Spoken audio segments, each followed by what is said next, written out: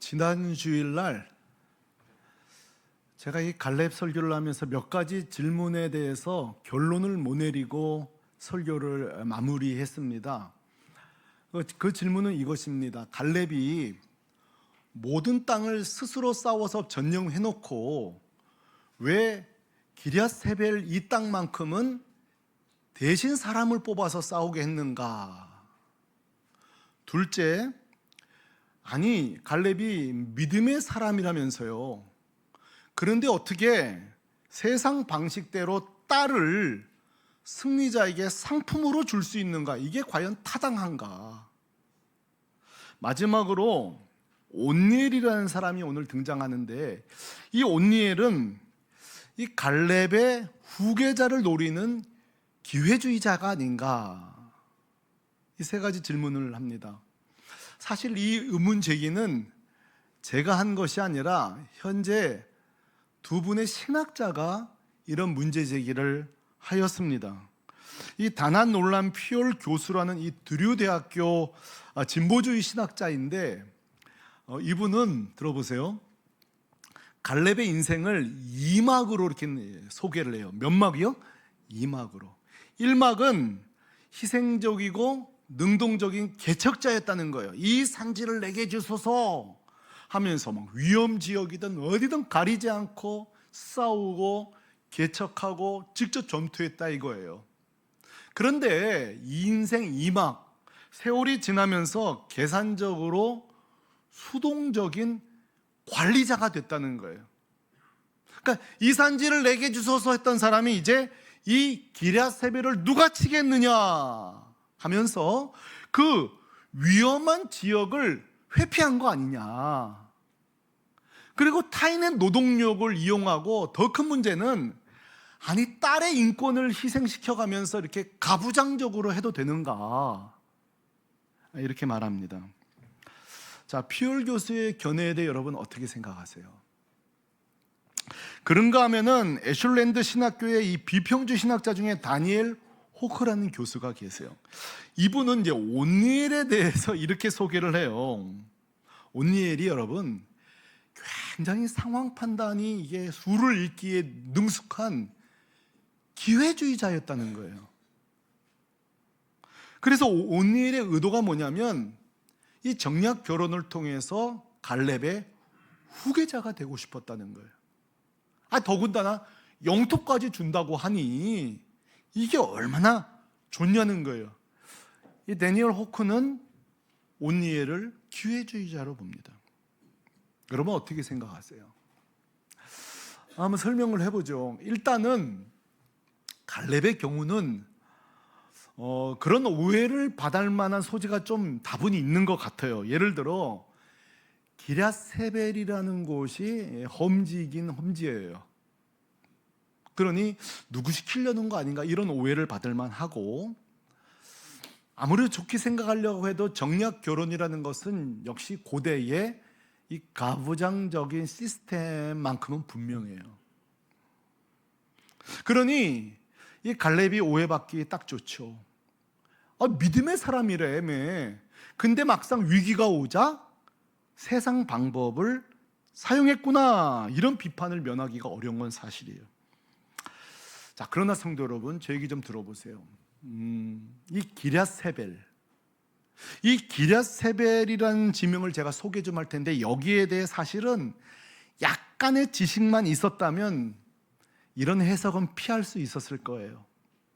왜냐하면 기럇세벨 이곳을 갈렙이 직접 싸운 헤브론이랑 제가 싹 비교를 해볼게요. 과연 이 교수들의 주장이 맞는지. 갈렙이 직접 싸워 정복한 헤브론과 이 기럇세벨을 딱 비교해 보면은, 도표를 보시면 이렇게 돼요. 여러분, 헤브론은 갈렙이 직접 싸웁니다. 근데 여기가요 900m 고지대예요. 난이도로 치면 최상으로 어려워요. 왜냐하면 지형적으로 어렵지만 사실은 거기에 있는 군대는 훈련받은 안악자손들이 있는 거예요. 아무도 원하지 않는 거인 공포의 대상들이에요. 그러니 헤브론이 진짜 위험한 곳이고, 기럇세벨은 물론 식은 죽 먹기까지는 아니어도 어려운 지역이에요.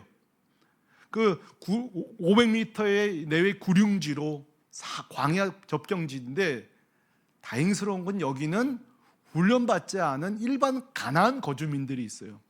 자, 저 표를 보세요. 저 표를 보시면 갈렙이 정말 기회주의자였다면, 갈렙이 정말 이 위험한 걸 회피했다면 헤브론을 정복해야 돼요? 기랴세벨을 정복해야 돼요? 기랴세벨이에요. 헤브론을 남을 시켜야 되는 거예요. 왜? 저기가 훨씬 위험한 장소이기 때문에. 그런데 보세요, 갈렙은 제일 위험한 헤브론을 자기가 싸웁니다. 만약 갈렙이 비겁하였다면 헤브론은 안 싸웠을 거예요. 그런데 갈렙이 비겁한 걸 회피한 것이 아니란 증거가 저 지명을 보면 우리는 알 수 있는 거예요. 그러면 생각해 보세요. 갈렙의 의도는 무엇일까요? 이것입니다. 갈렙은 잘 알고 있었을 거예요. 본인의 현재 나이가 몇 세예요? 85세예요. 여러분, 이 말은 내가 앞으로도 유다의 지파의 리더로 지속 가능하지 않다는 것을 본인은 잘 알고 있는 거예요.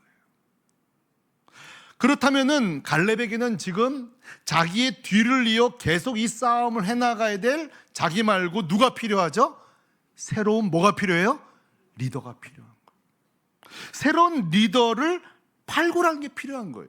그러므로 여러분, 갈렙의 목적은 이 덜 위험한, 제일 위험한 헤브론은 자기가 차지해 놓고 싸워 놓고 덜 위험한 전쟁을 통해 이 믿음으로 돌파할 새로운 리더, 갈렙 이후에 이끌고 갈 리더를 등용하고 싶었던 거예요. 여러분, 역사를 보면 항상 여러분 역사 속에 전쟁을 통해 영웅들이 드러났던 거 아시죠? 그 유명한 알렉산더 대왕이요, 18살 때 카이로네이아 전투에서 그가 처음으로 등용됩니다.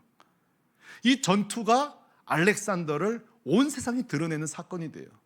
여러분, 나폴레옹도 무명의 병사 아닙니까? 그러나 그가 툴롱 전투를 통해 나폴레옹이라는 이름이 세상에 알려지기 시작합니다. 여러분, 이순신 장군도요, 이 조선의 수군 장수인 이순신도 사실은 잘 알려지지 않은 사람이에요. 외군도 잘 몰랐어요. 그러나 1592년 옥포해전을 통해 이순신이라는 이름이 드디어 역사에 이름을 올리는 전투가 됩니다. 그러니까 항상 이 전투를 통해 사람이 나타나게 돼요. 이건 여러분 성경에서도 이 원리는 마찬가지입니다. 기억하시나요? 아무도 몰랐던 사울이란 이름이 암몬 전투를 통해 그 사울의 이름이 이스라엘에 드러나게 되어집니다. 다윗을 누가 알아요? 그러나 블레셋과의 전투 속에서 다윗이란 인물이 나오고, 미디안 전투를 통해 기드온의 이름이 나오고, 아멜렉 전투를 통해 여호수아란 이름이 다 세워지게 합니다. 그러니까 성도 여러분, 이거 보세요. 항상 공동체의 위기가 왔다는 것은 큰 위험은 맞으나 항상 위기의 순간에 뭐예요? 뜨거운 가슴을 가진 새로운 세대가 일어나는 거예요. 우리 샘물교회도 제가 소원합니다. 우리 교회도 시간이 흐를수록 위기가 오든 좋은 일 있던 간에 우리도 어려움이 왔을 때 우리 교회에 새로운 세대가 일어나기를 주님의 이름으로 축복합니다. 그러므로 결론, 이 갈렙이 비겁해서 기랴세벨을 회피한 것이 아니라 뭐예요? 하나님의 사람을 발굴하고 싶었던 거예요. 그렇게 따지면 딸 악사의 결혼도 마찬가지 아닐까요? 물론 정략 결혼 제도를 이용한 것은 시스템 맞아요. 그러나 한번 생각해 보세요. 요즘도 우리가 이렇게 남자와 여자 이렇게 매칭시키기가 굉장히 어려워요. 우리 청년들 저한테 그래, 목사님 믿는 청년이 없다는 거예요. 도대체 믿는 청년들은 다 어디가 있냐는 거예요. 네. 형제든 자매든 말이에요. 요즘 뭐 믿는 자매들, 형제들이 잘 없어요. 보이지가 않아요. 근데 이때는 지금처럼 무슨 연락망, 메이트 프로그램, 앱 이런 게 있는데도 힘든데, 요즘은 그 당시에는 정보가 있어요. 사진이 있어요. 뭐가 있어요. 근데 오히려 보세요. 이 기랴세벨 전투를 통해 이 전투는 믿음 있는 사람만 등판하는 거예요. 용맹한 자만 등판한 거예요. 그러니까 어쩌면 제가 좋은 의도로 해석해 보면 갈렙의 의도는 기럇세벨 전투를 통해 믿음과 용맹을 소유한 자를 좀 선택하고자 했던 것은 아닐까.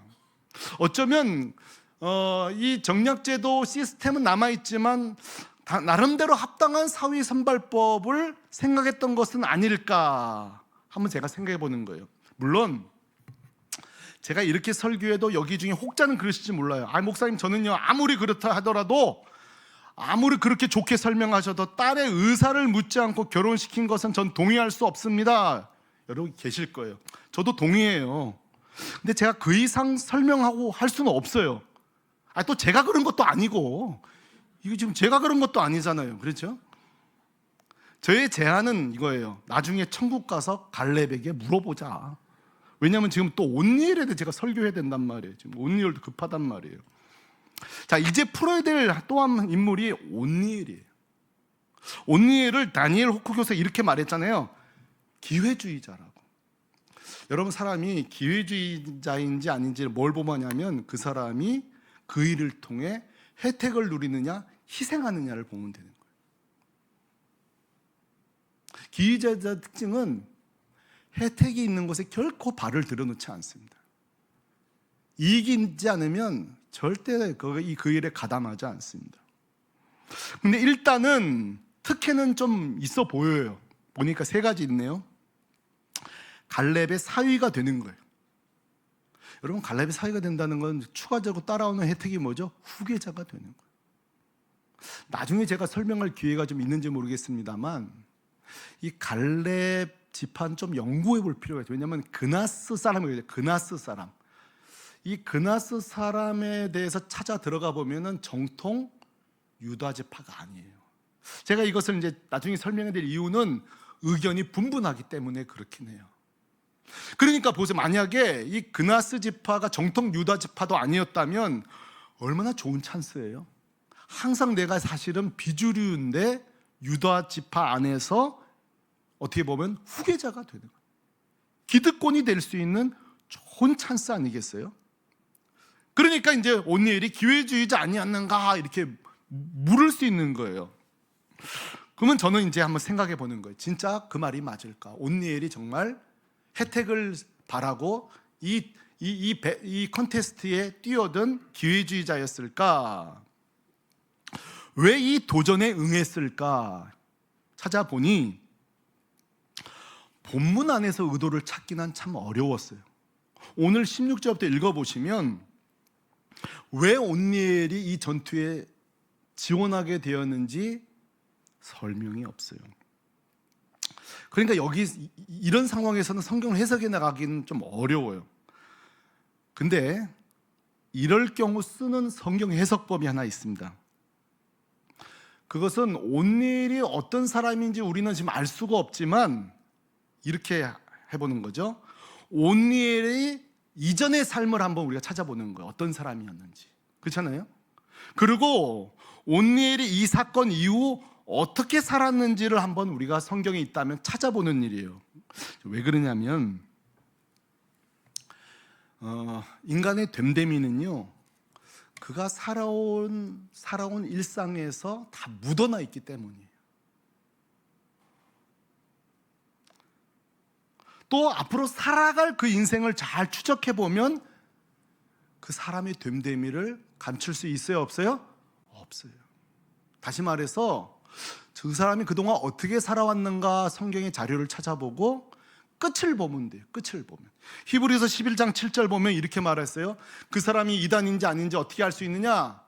그 사람의 결말을 주의하여 보고 그랬어요.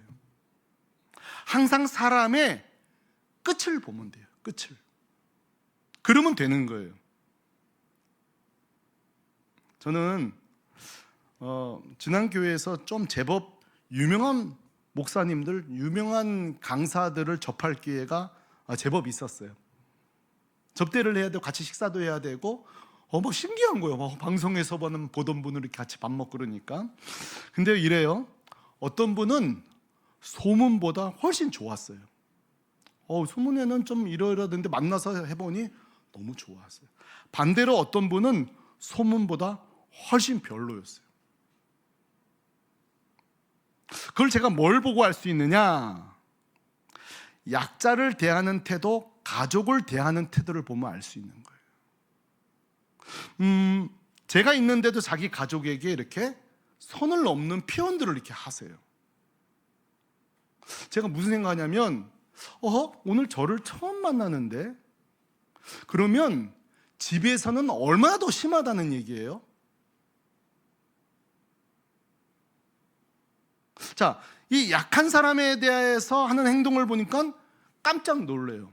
뭐 거기 식당에 일하는 분이든 뭐든 이럴 수 있죠. 내가 돈을 지불하고 밥을 먹는 거고 너는 서비스를 제공하는 거지. 그럴 수 있지만 그 행위를 보면 밥값 한 10배를 내야 될 갑질처럼 보이는 언행이 있단 말이에요.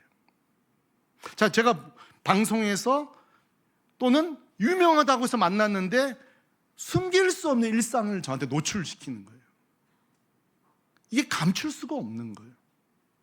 감춰지지가 않는 거예요.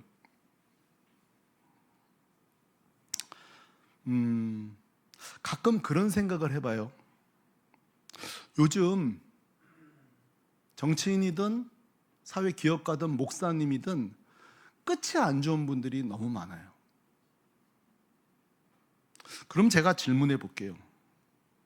자, 저를 좀 노려보시고 저 이정철은 끝이 잘 될 것 같습니까? 타락할 것 같습니까?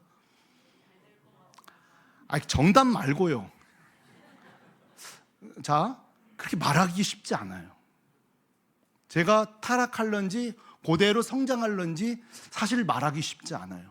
축복은 할 수 있죠. 목사님은 변제 안 될 겁니다. 목사님은 성장하실 겁니다. 축복을 할 수 있지만 쉽지 않아요.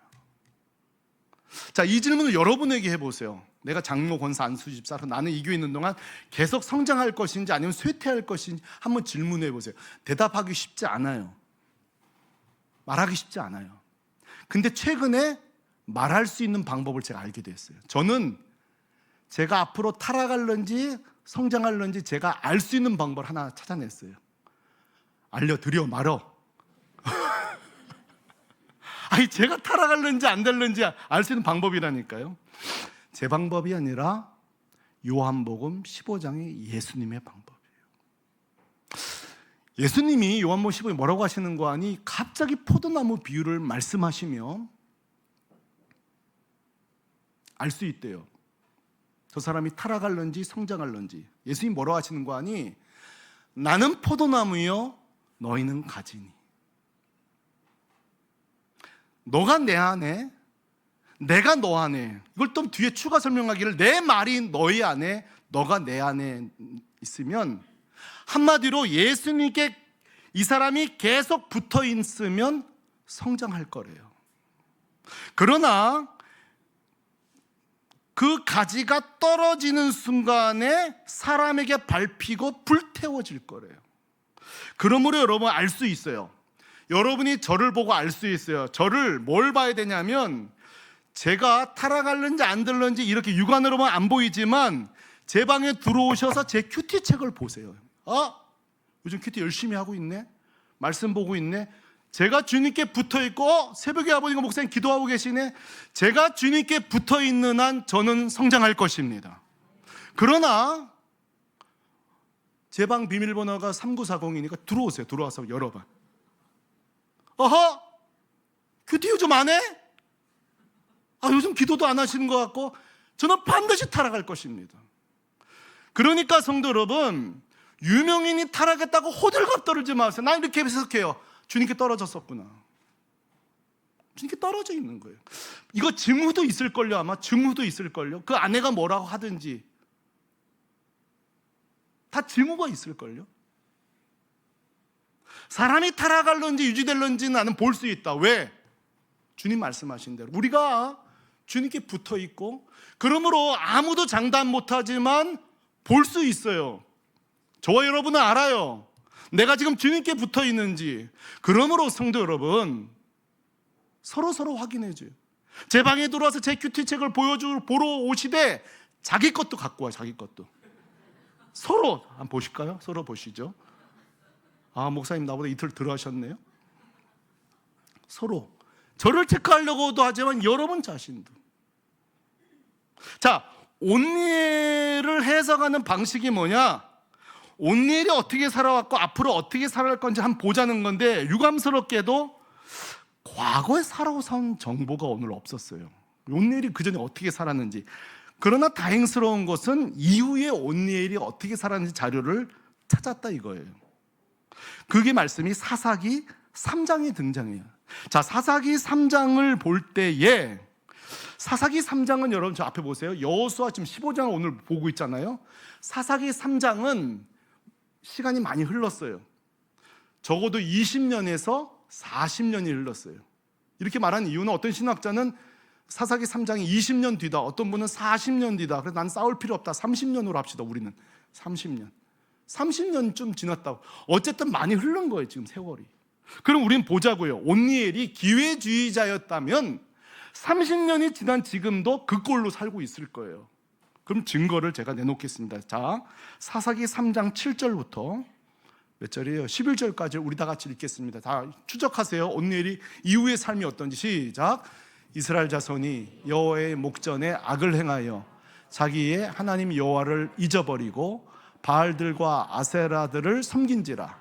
여호와께서 이스라엘에게 진노하사 그들을 메소포다미아 왕 구산 리사다임의 손에 파셨으므로 이스라엘 자손이 구산 리사다임을 8년 동안 섬겼더니 이스라엘 자손이 여호와께 부르짖음에 여호와께서 이스라엘 자손을 위하여 한 구원자를 세워 그들을 구원하게 하시니 그는 곧 갈렙의 아우 그나스의 아들 온니엘이라.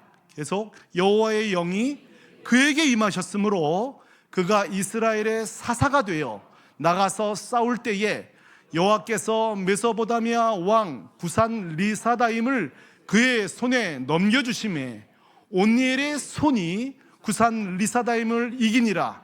그 땅이 평온한 지 40년에 그나스의 아들 온니엘이 죽었더라. 아멘. 온니엘이 이후에 어떻게 살았는지 여러분이 설명해 주십시오. 여러분이 한번 설명해 보십시오. 온니엘이 오늘 이렇게 뭐라고 소개되고 있습니까?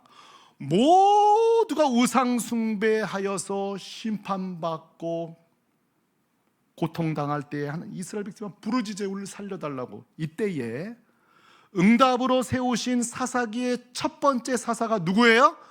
온니엘이에요. 누구예요? 온니엘. 두 번째, 뭐 어쩌다가 선발될 수도 있잖아요. 임명될 수 있잖아요. 행정적으로 임명됐나요? 10절에 보니까 따라하십시다. 여호와의 영이 그에게 임하셨으므로. 할렐루야. 성령 충만한 자예요. 그리고 제일 중요한 것은 목숨 걸고 메소포다미아 왕 구산 리사다임과 싸우는데 두 가지를 아셔야 돼요. 메소포다미아는 당시 최고 강대국이에요. 경제, 모든 경제, 국가, 무기 이런 거. 당대 최고 강대국이에요. 그러니 싸워서 승산이 있어요, 없어요? 없어요. 특별히 그 당시에 왕이 이름이 구산 리사다임이에요. 이름도 희한하죠. 근데 여러분, 리사다임이라는 히브리 말이요, 두 배로 악하다 뜻이에요. 그러니까 옆 사람에게 구산 리사다임 그러면 큰일 나는 거예요. 이 구산 리사다임 같은 이 발음도 어려워. 이게 몇 배? 두 배로 악하다. 얼마나 이 무시무시하면 두 배나 악한 왕. 자, 질문해 봅니다. 온니엘이 다니엘 호크 교수의 말대로 기회주의자였다면 구산 리사다임 두 배나 악한 왕 메소포다미아와 싸워야 돼요? 도망가야 돼요? 도망가야죠. 승산이 없다니까. 그런데 보세요. 목숨 걸고 싸웁니다. 여기에 뭐 땅도 걸린 것도 아니에요. 여자가 걸린 것도 아니에요. 목숨 걸고 싸운다. 왜? 성령 충만했으니까. 온니엘이 이후의 삶이 어때요? 30년이 지나도 믿음의 사람, 성령 충만한 사람, 개척자. 그래서 여러분 그의 이름이 얼마나 멋진지 알아요? 그의 이름의 뜻, 온니엘의 뜻이 뭔지 아십니까? 따라하십시다. 하나님은 나의 능력자시다. 나의 힘이시다. 여러분 2026년 올해 하나님이 여러분의 능력 되기를 바랍니다. 힘이 되시기를 바랍니다. 그게 온니엘 뜻이에요. 온니엘. 구산 리사다임 되지 말고 온니엘 되시기를 바랍니다. 그러므로 다시 갈렙 기럇세벨로 돌아가서 온니엘이 이 기럇세벨 전투의 기회주의자예요. 땅 하나 얻자고 여자 얻자고 참여해서 천만에 그는 분명히 믿음의 사람으로서 이 전쟁에 희생적으로 참전한 줄로 믿습니다. 우리는 갈렙과 온니엘을 보면서 우리에게 몇 가지 적용해 볼 것이 있습니다. 이제 우리 시간입니다. 여러분, 갈렙을 통해 우리가 깨닫는 게, 갈렙은 누굽니까? 이렇게 제가 좀 소개할게요. 갈렙은 리더십을 독점하지 않고 위임하는 자였습니다. 다시 한번요. 갈렙은 그 권력을, 기득권을, 리더십을 독점하는 자가 아니라 위임하여 누구를 세워요? 사람을 세우는 자. 왜 제가 이런 얘기를 하냐면, 요즘 우리 주변에는 나 아니면 안 돼 이런 분들이 많더군요. 어떤 분은 후계자, 내 아들이 아니면 안 돼 이런 분도 계세요. 이런 분들을 향해 저는 뭐라고 하는 거 아니, 영적으로 병든 사람인 거예요. 건강한 사람은 뭐예요? 누구든 하나님이 함께 하시면 된다 이거거든요. 근데 병든 사람의 특징은 나 아니면 안 돼 이거예요. 내 아들이면 아니면 안 돼. 어떤 데는 막 손자까지 3대째 막 세우는 교회도 있다고 들었어요. 제가 자세히 얘기하지 않겠습니다. 이게 뭐예요? 다 독점하는 거예요. 사람을 키우지 않아요. 리더십을 키우지 않는 거예요. 온니엘은 누구입니까? 온니엘은 누구냐? 에이, 뭐 위에 어른들 알아서 하겠지. 에이, 우리 목사님, 장로님, 권사님, 안수집사님도 알아서 하겠지. 그게 아니라 이제 내가 해야지. 이제 내가 이 교회의 다음 리더가 돼야지. 우리라고 해서 언제까지 혜택만 받아야 되겠어? 우리 청년부가 해야지. 우리 주일학교 중고등부가 해야지. 이 믿음의 결단으로, 성령 충만으로 살아가는 자가 온니엘인 거예요. 우리 교회, 우리 청년들, 우리 젊은 세대가 그런 자 되시기를 소망합니다. 그런 자 되셔야 돼요. 가정에서도 마찬가지예요. 우리 엄마 아빠만, 우리 할머니 할아버지만 기도하라는 법 있나? 이제 내가 기도해야지. 그거예요. 교회 어려운 일 있을 때에 샘 터지기 선교회장만 일하는 법 있나? 나도 당당 이 교회 성도인데 하고 일어나는 거예요. 오늘 말씀을 통해서 그걸 깨닫지 못하면 참 유감스러워요. 이것을 우리 청년들이, 우리 젊은 세대가 깨닫지 못한다면 유감스러운 거예요. 왜? 온니엘은 바로 우리 앞에 그런 길을 갖고 있기 때문에. 저는 오늘 온니엘을 보다가 생각나는 분이 한 분 계세요. 온니엘 누구예요? 희생적으로, 성령 충만한 희생적으로 안 싸워도 되는 싸움에 참전한 자예요. 그게 온니엘이에요. 온니엘을 보면서 생각나는 바는 바로 우리 예수님 아닙니까? 생각해 보세요. 예수님이 하늘 영광 보러 여기 올 이유가 있어요? 예수님이 배고픔도 고통도 슬픔도 죽음도 몰라도 될 분이 여기 오실 필요가 있어요? 예수님이 이 땅에 오셔서 배고픔에 참여하셨어요. 피곤함에, 고통에, 심지어 죽음에 참여하셨어요. 오늘 우리는 온니엘을 통해 예수님을 봐요. 그리고 예수님은 십자가에 죽으시고 우리의 죄를 다 맑게 씻으신 줄로 믿습니다. 그리고 부활 승천하셨어요. 그러면 끝이어야 되는데 또 오신대요. 우리를 데려가시기 위해서. 이 아침에 우리를 위해 죽으시고 우리를 위해 부활하시고 다시 오실 예수님을 찬송합니다. 우리가 온니엘을 통해 예수님을 찬송하고, 여기서 찬양으로 끝나면 안 되고 내가 온니엘처럼 살아야, 내가 예수님처럼 살아야지. 그런 결단이 우리에게 있어야 돼요. 자, 저는 지금 갈렙, 온니엘, 예수님처럼 살아야 되겠다 이런 말을 드렸어요. 우리는 오늘 갈렙과 온니엘과 예수님을 통해 우리 가정이 걸어갈 길이 보여요. 저는 어떻게 자녀를 키워야 될지 그 길이 보인단 말이에요. 오늘 말씀을 통해 교회는 우리 청년들을 어떻게 키워야 되는지 오늘 좀 가닥이 잡히지 않습니까? 우리가 걸어갈 길이 오늘 보이는 거예요. 이런 거룩한 계승들을 보면서 저는 이런 질문을 해봐요. 어떻게 하면 우리 교회에 좀 온니엘이 많이 나올 수 있을까? 한번 여러분 생각해 보세요. 어떻게 우리 샘물교회가 50년 됐잖아요. 우리 50년 된 교회 이 연수만 자랑할 것이 아니라 끊임없이, 자, 우리 샘물교회가 우리 때의 신앙이 끝나지 어떻게 하면 지속 가능할 수 있을까? 우리가 천국 간 뒤에도 여기 계신 청년들이 장로님, 권사님, 안수집사님 되면서 어떻게 지속 가능한 교회가 될 수 있을까? 어떻게 하면 온내일 좀 많이 나오는 교회가 될까? 제가 질문을 던져봤어요. 그리고 몇 가지 답을 좀 여러분이 나누고 싶어요. 자, 먼저 교회에 우리 가정에 온내일이 나오려면 먼저 갈렙이 있어야 합니다. 먼저 본보이는. 온내일이 갑자기 용맹해진 거 아니에요? 갑자기 믿음이 발생한 게 아니에요. 갈렙이 있었기 때문에. 저는 제안하고 싶어요. 먼저 여러분 가정이 제 3남매가 온내일이 되려면 제가 먼저 갈렙이 돼야 되는 거예요. 우리 교회가 먼저 본보이는 갈렙이 많아야 돼요.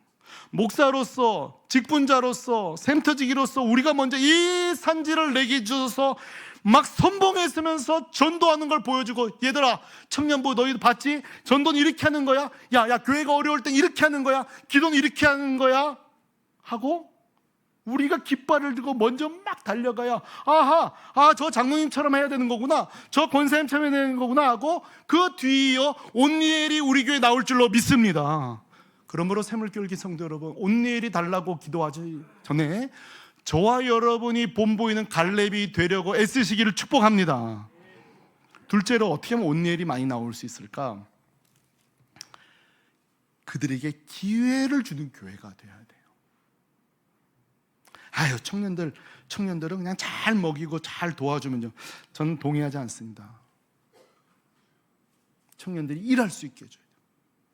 노동하고 고생하고 그 기쁨, 섬기는 기쁨.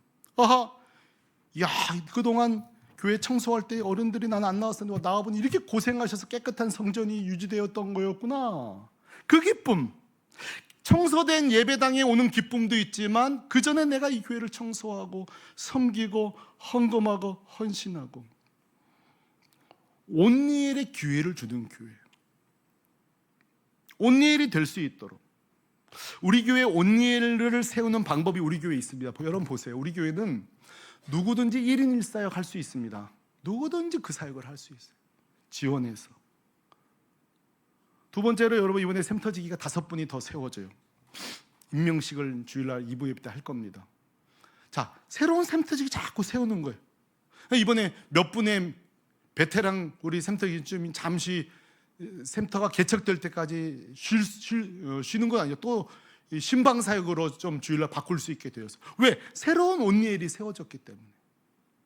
또 어떤 게 있을까요? 부서 성교회에서 임원으로 섬겨보는 거예요. 제가 듣자 하니 이렇게 성교회 회장 세우기 어렵다고 들었어요. 그래요. 가치 있는 일은 다 어려운 거예요. 그렇게 외면하려고 하지 마시고 한번 내가 온니엘이 돼봐야지. 오늘 선거 있다며요. 헌신해 보시기 바라요. 또 요즘 또 안 나오면 시킨다는 얘기도 있으니 꼭 참여하시길 바랍니다. 또 하나가 임원 선거, 임직 투표예요. 임직 투표. 여러분, 교회 임직 투표, 장로님들 몇 분만 계속 하는 게 아니라 이제 은퇴하고 어느 교회는 휴직 제도를 만들어 가지고 새로운 분들이 계속 세워지죠. 자, 우리가 교회가 가을에 임직 투표를 이제 계획하고 있어요. 제가 생각을 해서 오늘 말씀을 가지고 투표를 한번 우리 교회 투표를, 제 마음에 그런 결심을 하게 돼요. 먼저 이 투표 가을 때까지 우리가 뭘 해야 될까 할 때 먼저 우리 선배 장로 권사 안수희 저 목사가 본을 보여주셔야 돼요. 그래서 어떤 일이 벌어지느냐, 아니 저 정도 해야 된다면 부담을 가져야 돼요. 이거 아무나 하면 되는 거, 이런 마음을 가지시면 안 돼요. 장로가 된다는 거, 권사 안수집사 된다는 것은 이렇게 예배 생활과 이렇게 헌신을 해야 되는구나 하고 기준을 높여주셔야 돼요. 두 번째로 헌신도 하셔야 돼요. 저희 교회 직분 방법은 본인도 헌신해. 그냥 추천 제도가 아니라 본인에게 편지가 가고 본인도 동의를 해야 돼요. 이것은 사모해야 되기 때문에 그래요. 어떤 분 중에 이런 분이 있어요. 목사님, 저는 될 자격이 없어요. 사실 자격은 우리 다 없어요. 근데 이것만 하시면 돼요. 그 자격을 준비하시면 되는 거예요. 자격이 없는 건 괜찮은데요, 자격을 준비하지 않는 게 문제인 거예요. 그냥 시간이 되면 뽑히는 문화는 그건 건강한 교회가 아닌 거예요. 이번에 우리 교회가 당회가 이렇게 장로님 안수권 이렇게 좀 기준들을 좀 보강해 세웠어요. 보강했단 말이죠. 하고 이제 표를 보여드릴 건데 대단한 건 아니에요. 기본이에요. 근데 저는 이런 생각해요. 자, 페이퍼를 드릴 거예요. 직분자는 이런 자다. 근데 사실 이 페이퍼 안 나눠줘도 돼요. 왜냐하면 여기 이미 세워주신 분들이 삶으로 보여주셔야 돼요. 저 정도 해야 되는구나. 그래서 우리가 어떤 일이 벌어야 되냐면, 투표를 통해서도 뽑히지만 일상에서 될 만한 분이 뽑히는 거예요. 저분 될 만했지. 그래서 어떤 교회는 임직이 갈등이 되기도 하지만 이런 과정을 거치는 교회는 축제가 되는 거예요. 성도 여러분, 우리 교회가 임직 투표가 축제가 되기를 소망합니다. 그럼 뭐예요? 갈렙은 갈렙대로 본을 보여주시고, 온니엘은 온니엘도 저렇게 목사 저렇게 되네, 장로가 권사가 이렇게 되네, 그 뒤를 따라가면서 정말 간절히 원해요. 우리 교회 지금까지 그랬는데 임직이 갈등이 되지 않고 축제가 되는 방법은 딱 하나예요. 우리가 잘 걸어가고 잘 따라오는 거. 오늘 갈렙과 온니엘 말이에요. 오늘 또 목표대로 악사를 마치지 못하고, 딸 악사를 마치지 못하고 끝나게 되었어요. 사실 이 악사는, 딸 악사는 현대인으로 보면 안쓰러운 여인이에요. 왜냐하면 배우자를 내가 선택할 수 없어. 내가 내 배우자를 선택할 수 없다는 사실이 아무리 생각해 오늘 우리 여기 자매들은 좀 속상하실 거예요. 설득하기가 어려워요. 근데요, 이 악사가 얼마나 또 귀한 매력을 가진 여인인지 아십니까? 기가 막히고 코가 막혀. 다음 주에 우리가 살펴보도록 할 텐데, 악사 참 귀해요. 오늘 우리에게 2월 첫째 주신 말씀, 이 샘물교회 갈렙이 어디 있느냐, 온니엘이냐 주님 물으십니다. 그 물음 앞에 일상에 묻어나는 삶으로 걸어가시기를 주님의 이름으로 축원합니다. 축원합니다.